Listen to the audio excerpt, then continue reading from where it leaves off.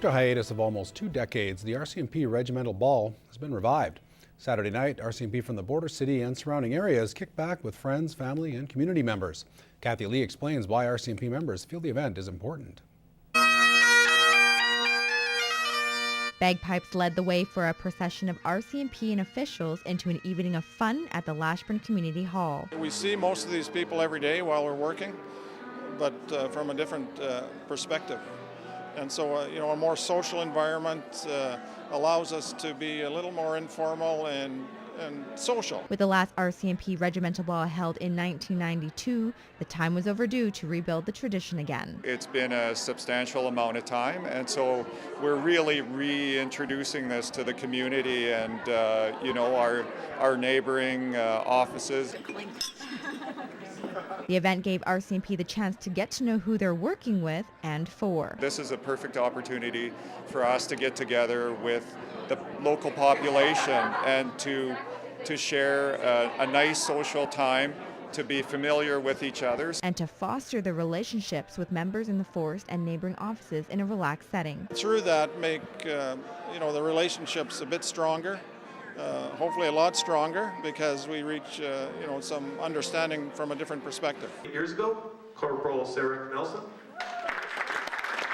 RCMP from Alberta and Saskatchewan and special guests were recognized, including a speech from MLA Tim McMillan. He's keenly aware of the policing situation. In fact, he took the time about a week ago to sit down with local commanders and discuss the situation. So he is aware, he's interested, and he's here to serve the people of this area. In Lashburn, Kathy Lee, Newcap News. The Bar Colony Centre provided an opportunity for local residents to destroy something old to create something new. Shauna Roshak tells us more on the art form known as mosaic. Mosaic pieces have been around for centuries, displayed as the decorative element on buildings and various structures, adding an element of beauty when finished. For some local residents, this two-day class gave them the opportunity to learn more about this art form. It's a nice way to start to combine found objects and items that you can kind of create a nice pattern with. Lake says smashing tiles and loud noises are all part of the process, something her students enjoy the most. It's a lot of fun because not only we get to go out and kind of find all these tiles, but yeah, the smashing part of it is a lot of fun. Hammer and just that great crashing sound. Creating a mosaic piece is something anyone can do. It's a beautiful form of artistic expression. If you like doing puzzles, this is perfect. If you just want to try something new, mosaic is a great way to get started. As an accomplished artist, Lake says she was instantly hooked on this form of art 10 years ago. It's one of those things that should probably come with a warning that it is addictive, and you'll probably want to go and mosaic everything that you can find. Shauna Roshak, Newcap News. It seemed to be a long, cold winter, and now, as the last of the snow is melting, most people are happy it's spring. The warmer weather has some thinking about their gardens, and in this week's Everything Outdoors, Clayton Brown looks at what people can do to prepare for the gardening season.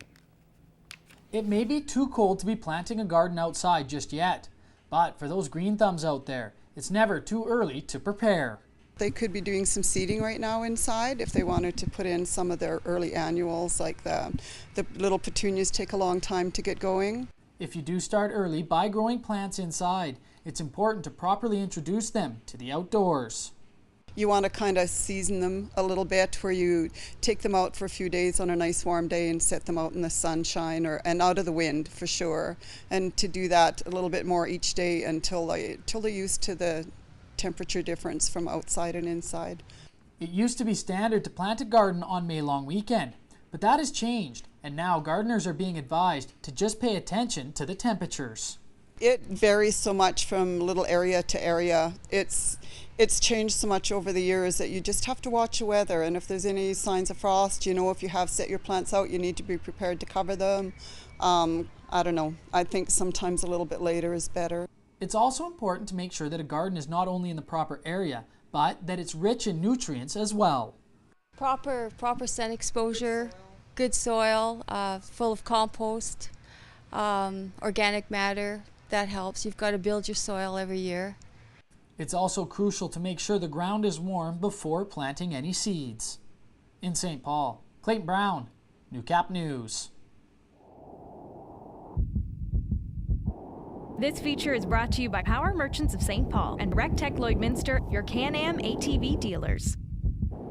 Bread is a common staple served at most meals, and with Easter around the corner, this traditional item is part of the feast that guests can really sink their teeth into. And baking Easter bread may seem hard, but on this edition of Fresh Favorites, Shauna Roshik found out that anyone can make and bake a great loaf. Welcome to Fresh Favorites. We're here at the Harvest to Home Market. And Michelle, I've got to say, I love fresh bread. It's one of my weaknesses. Is it the same for you? Absolutely. And this is smelling delicious as I'm slicing it. I was in early this morning, have some fresh bread baked for us. Just need some butter. So now when it comes to fresh bread, it's easy enough for any of us to go to a market to buy fresh bread.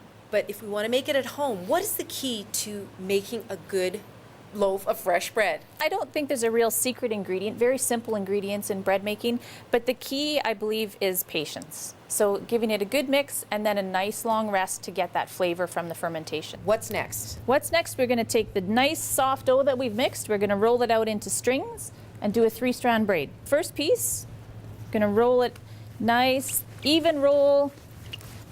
I don't want to see any dog bones like that. Out nice and straight. First one done. This is easy. Next one, easy enough for you, Shauna. Second one out. All right. And then our last one. So we'll turn them so we can get a nice braid going. Put a little weight on it. I've given you a tin can. Okay, right here. So if you're at home, that's an easy way to hold it down so it doesn't get away on you. Okay. And then left over center, right over center. Give your ends a little pinch.